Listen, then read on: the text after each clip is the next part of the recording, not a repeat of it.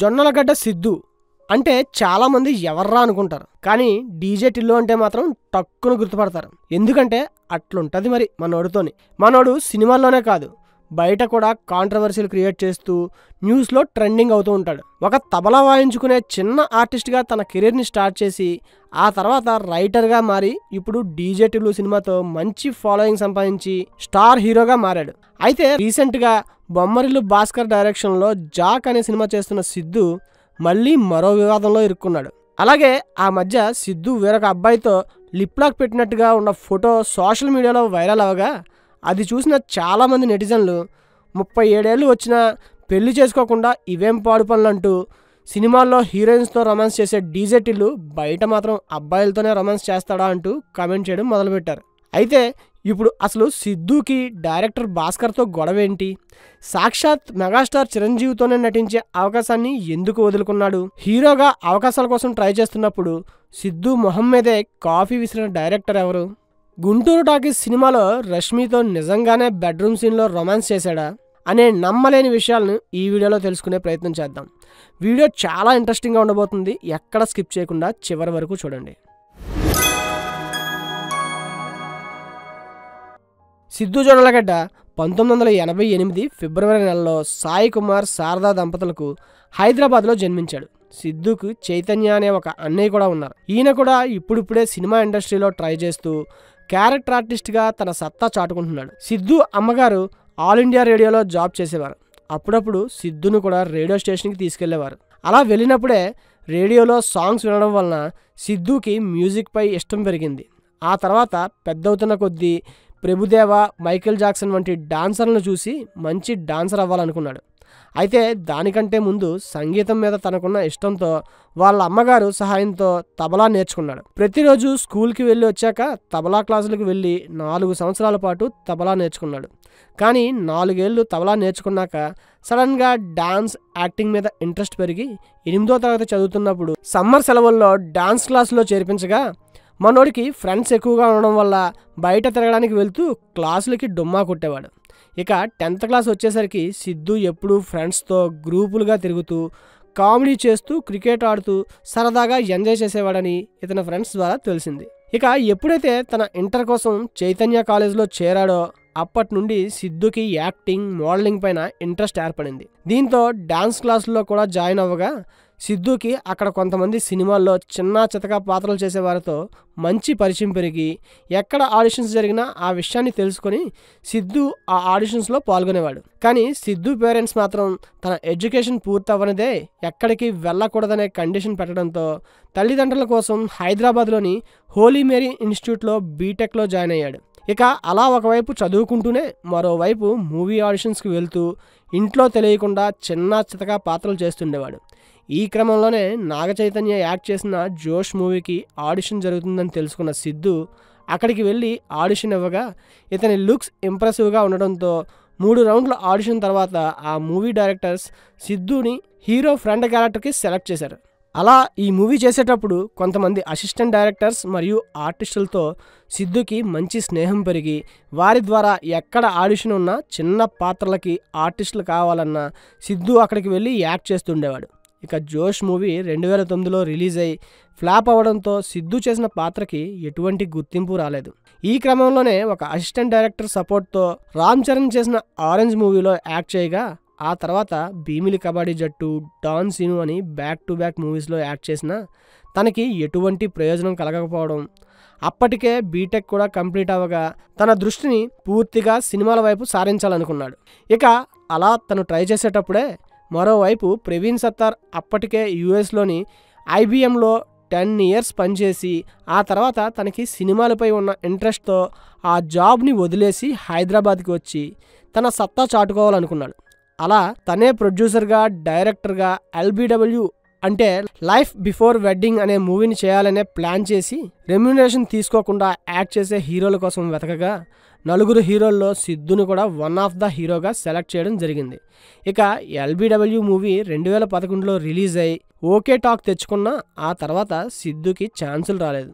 దీంతో తెలుగు ఇండస్ట్రీని నమ్ముకుని ఉంటే ప్రయోజనం లేదని తమిళ ఇండస్ట్రీకి వెళ్ళి అక్కడ కూడా ట్రై చేయగా హీరోయిన్ దేవయాని తమ్ముడైన నకుల్ హీరోగా చేసిన వల్లీనం అనే మూవీలో సిద్ధుకి ఒక సపోర్టింగ్ రోల్ చేసే ఛాన్స్ వచ్చింది.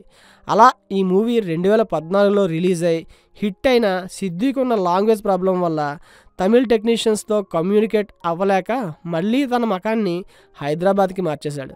అలా 1 year ట్రై చేసిన హైదరాబాద్లో ఛాన్సులు రాకపోవడంతో MBAలో జాయిన్ అయ్యి తన కోర్స్ కంప్లీట్ అవ్వగానే ఏదైనా ఒక బిజినెస్ని స్టార్ట్ చేయాలనుకున్నాడు. కానీ ఒకసారి రుచి చూసిన నాలుక మళ్ళీ అదే రుచి కావాలన్నట్లు MBA పూర్తి చేసిన సినిమాల మీద ఉన్న మక్కువతో తనే కొన్ని స్టోరీలను రాసుకొని డైరెక్టర్గా హీరోగా చేయాలనుకున్నాడు. ఈ క్రమంలోనే ఒక కొత్త టీం తొలి ప్రేమ కథ అనే మూవీని ప్లాన్ చేసి అందులో సిద్ధుని హీరోగా ఫిక్స్ చేసి రిలీజ్ చేయగా ఆ మూవీ రిలీజ్ అయ్యి ఇలా వచ్చి అలా వెళ్ళిపోయింది.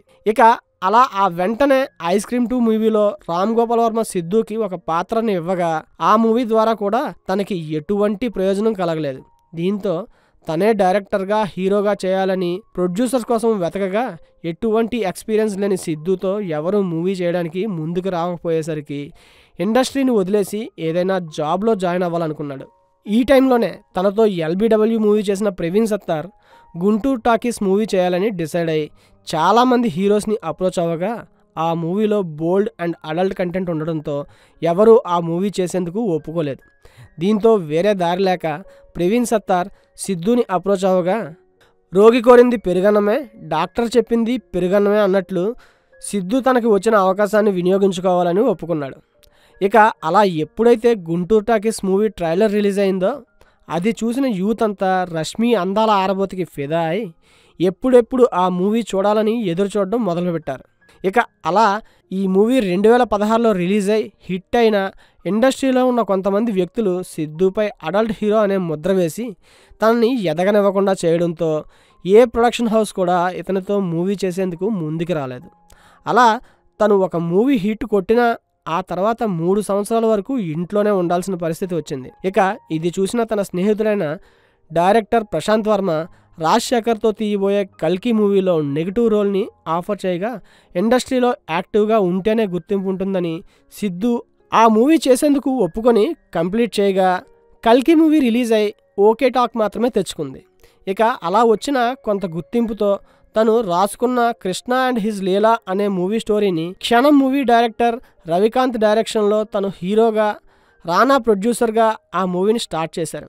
ఇక అదే సమయంలో లాక్డౌన్ రావడం, రానా ఆ మూవీని నెట్ఫ్లిక్స్కి అమ్మేయడంతో ఓటీటీలో ఆ మూవీకి మంచి ఆదరణ దొరికింది. అలా ఆ వెంటనే చేసిన మా వింతగాథ వినుమ మూవీ కూడా ఆహా ఓటీటీలో రిలీజ్ అవడంతో తన కెరియర్ ట్రాక్ తప్పుతుందని పట్టు వదలని విక్రమార్కుడిలా మళ్ళీ ఒక స్టోరీని రాసుకొని విమల్ కృష్ణ అనే డైరెక్టర్తో కలిసి సూర్యదేవర నాగవంశీ ప్రొడ్యూసర్గా 4 కోట్ల బడ్జెట్తో డీజే టిల్లు మూవీని స్టార్ట్ చేశారు. ఇక అలా ఎటువంటి ఎక్స్పెక్టేషన్స్ లేకుండా 2022 ఫిబ్రవరి 12న రిలీజ్ అయిన డీజే టిల్లు మూవీ 30 కోట్లను కలెక్ట్ చేసి సూపర్ హిట్ అవడంతో ఉన్నట్టుండి సిద్ధుకి యూత్లో అమాంతంగా క్రేజ్ పెరిగింది. ఇక ఈ సక్సెస్తో ఏ మూవీ చేయాలో ఏ మూవీ చేయకూడదో అనే కన్ఫ్యూజన్లో 2 సంవత్సరాలు టైం వేస్ట్ చేశాడు.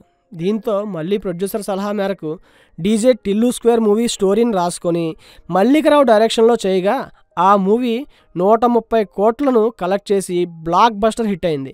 కానీ ఈ మూవీ చూసిన కొంతమంది నెటిజన్లు డీజే టిల్లు పార్ట్ 1 లాగే పార్ట్ 2 కూడా ఉందని, అందులో కొత్త విషయం ఏమీ లేదనే విమర్శలు వచ్చినా ఆ టైంలో సిద్ధుకి బాలకృష్ణ, రవితేజ లాంటి సీనియర్ హీరోలు సపోర్ట్ చేయడంతో ఆ విమర్శలు కాస్త తగ్గాయి. ఇక ఆ మధ్యలో రవితేజ యాక్ట్ చేసిన మిస్టర్ బచ్చన్లో కూడా సిద్ధు గెస్ట్ రోల్లో యాక్ట్ చేయగా ఇప్పుడు బొమ్మరెల్లు భాస్కర్ డైరెక్షన్లో జాక్ అనే మూవీ చేస్తున్నాడు. ఇక ఇది ఇలా ఉంటే సిద్ధు ఏ మూవీ చేసినా స్టోరీ, స్క్రీన్ ప్లే, డైలాగ్స్, ఎడిటింగ్లో తాను ఇన్వాల్వ్ అయి డైరెక్టర్కి ఇంపార్టెన్స్ ఇవ్వకపోవడంతో చాలామంది ఇతనితో పనిచేసేందుకు వెనకడుగు వేస్తున్నారనే టాక్ కూడా ఉండింది. ఇక ఈ వార్తలకి బలం చేకూర్చేలా జాక్ మూవీ షూటింగ్ టైంలో సిద్ధు ప్రతి సీన్లోనూ ఓవర్గా ఇన్వాల్వ్ అవడంతో డైరెక్టర్ భాస్కర్కి సిద్ధుకి మనస్పర్ధలు వచ్చి పెద్దగా గొడవలు అయ్యాయని, దీంతో భాస్కర్ షూటింగ్ని మధ్యలోనే వదిలేసి వెళ్ళిపోతే సిద్ధునే మిగిలిన షూటింగ్ని కంటిన్యూ చేయగా ఆ మూవీ ప్రొడ్యూసర్ ప్రసాద్ గారు మధ్యలో ఇన్వాల్వ్ అయి వీరిద్దరినీ కాంప్రమైజ్ చేశారు. అయితే అందుకు భాస్కర్ తన మూవీలో సిద్ధు ఇన్వాల్వ్ అవ్వకుండా ఉంటేనే అతను ఆ మూవీని కంప్లీట్ చేస్తాననే కండిషన్ పెట్టగా అందుకు సిద్ధు కూడా ఒప్పుకోవడంతో జాక్ మూవీ షూటింగ్ని కంప్లీట్ చేయడం జరిగింది. ఇక ఈ మూవీ ఏప్రిల్ 10న రిలీజ్కి రెడీగా ఉండగా, మరోవైపు నీరజ కోన అనే కాస్ట్యూమర్ మొదటిసారి డైరెక్షన్ చేస్తుండగా అందులో సిద్ధు హీరోగా చేస్తుండడం గమనార్హం. ఇక ఇదిలా ఉంటే 2008లో స్టార్ట్ అయిన సిద్ధు కెరియర్ 2025 వచ్చేటప్పటికి రోలర్ కోస్టర్ల అప్స్ అండ్ డౌన్స్ వెళ్తుండటంతో తనకంటూ ప్రత్యేక గుర్తింపు వచ్చే వరకు పెళ్లి చేసుకోకూడదని 37 ఏళ్ళు ఉన్న సిద్ధు డిసైడ్ అయి తన కెరియర్ వైపు దృష్టి పెట్టినట్టు తెలుస్తుంది. ఇక ఆ మధ్యలో సిద్ధు పేరు శ్రద్ధా శ్రీనాథ్, నేహా శెట్టితో కూడా గట్టిగా వినిపించినా అది మూవీ షూటింగ్ జరిగేటప్పుడు హీరో హీరోయిన్ల మధ్య ఉండే అండర్స్టాండింగే తప్ప సీరియస్ రిలేషన్ కాదని చెప్పొచ్చు. ఇక ఇప్పటి వరకు సిద్ధు హీరోగా, సపోర్టింగ్ ఆర్టిస్ట్గా, గెస్ట్ రోల్లో 18 సినిమాల్లో, ఒక వెబ్ సిరీస్లో కూడా యాక్ట్ చేయగా ఇతని నటనకు గాను ఒక సైమా అవార్డుని అందుకున్నాడు. మీకు సిద్ధు జొన్నలగడ్డ నటించిన సినిమాల్లో ఫేవరెట్ ఏదనేది కమెంట్ సెక్షన్లో తప్పకుండా తెలియజేయండి.